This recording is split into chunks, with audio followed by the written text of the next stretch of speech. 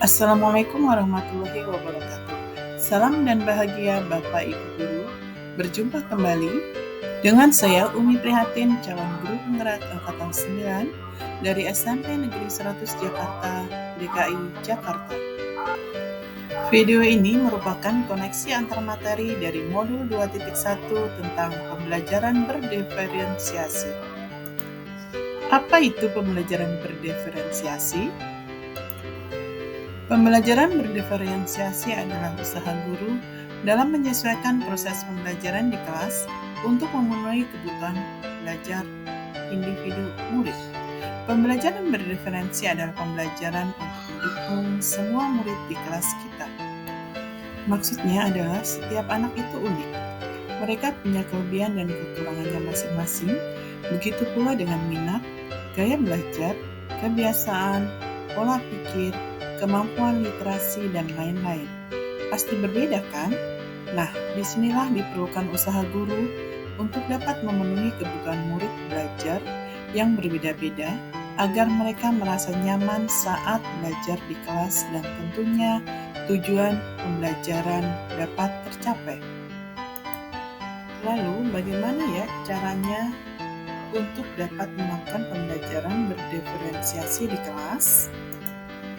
Agar dapat melakukan pembelajaran berdiferensiasi di kelas, guru harus memahami tujuan pembelajaran, mengetahui dan merespon kebutuhan belajar murid, menciptakan lingkungan belajar yang mengundang murid untuk belajar, melakukan manajemen kelas yang efektif, dan melakukan penilaian berkelanjutan. Berkaitan dengan kebutuhan belajar murid, guru harus memahami 3 aspek berikut. 1. Kesiapan belajar murid atau readiness. 2. Minat murid. Dan 3. Profil belajar murid. Kesiapan belajar murid mengharuskan guru untuk menilai pengetahuan awal dan menentukan apa yang telah murid ketahui dan di mana murid berada. Yang kedua, minat murid. Minat setiap anak pasti berbeda-beda. Minat adalah salah satu motivator penting bagi murid untuk terlibat aktif dalam proses pembelajaran. Dan yang ketiga, profil belajar murid berkaitan dengan lingkungan, budaya, gaya belajar, dan kecerdasan majemuk antar anak satu dengan anak lainnya yang berbeda. Kebutuhan belajar murid dapat diidentifikasi berdasarkan cara-cara sebagai berikut. 1. Mengamati perilaku murid. 2. Mengidentifikasi pengetahuan awal. 3. Mereview dan melakukan refleksi terhadap praktik pengajaran. 4. Berbicara dengan guru murid sebelumnya. 5. Membaca rapot murid di kelas sebelumnya. Dan 6. Menggunakan berbagai penilaian formatif dan diagnostik. Strategi untuk mendiferensiasi pembelajaran ada 3, yaitu diferensiasi konten, proses, dan produk. Guru dapat memilih salah satu dari diferensiasi tersebut atau mengkombinasikan dari ketiga diferensiasi tersebut. Diferensiasi konten berkaitan dengan apa yang kita ajarkan, seperti materi, konsep, atau keterampilan yang perlu dipelajari berdasarkan kurikulum. Mendiferensiasi konten dapat dilakukan dengan membedakan pengorganisasian atau format penyampaiannya, bukan mengubah atau menurunkan standar kurikulum.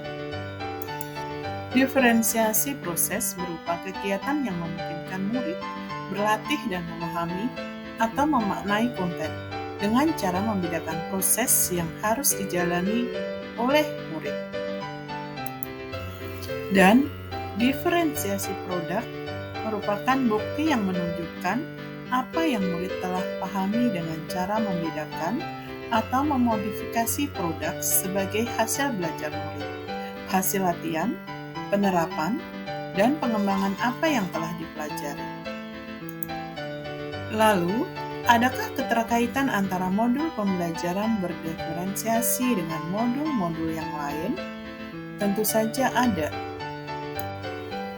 Untuk dapat melakukan pembelajaran berdiferensiasi, maka guru harus berusaha memenuhi kebutuhan belajar anak sesuai dengan kodrat alam dan kodrat zaman berdasarkan filosofi Ki Hajar Dewantara.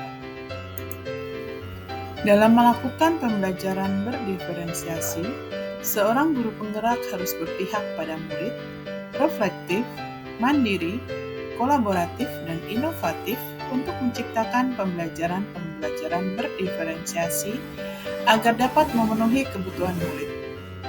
Dengan demikian, seorang guru penggerak dapat mewujudkan kepemimpinan murid dengan menuntun murid merdeka belajar. Hal ini sesuai dengan nilai dan peran guru. Selanjutnya, pembelajaran berdiferensiasi dapat menjadi salah satu strategi untuk mewujudkan visi guru penggerak yang berpihak pada murid. Dan dalam pelaksanaan pembelajaran berdiferensiasi antara guru dan murid harus ada kesepakatan kelas terlebih dahulu agar proses pembelajaran dapat berjalan dengan baik sesuai dengan nilai-nilai budaya positif.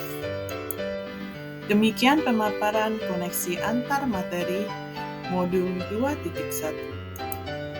Semoga dapat menginspirasi. Wassalamualaikum warahmatullahi wabarakatuh. Terima kasih.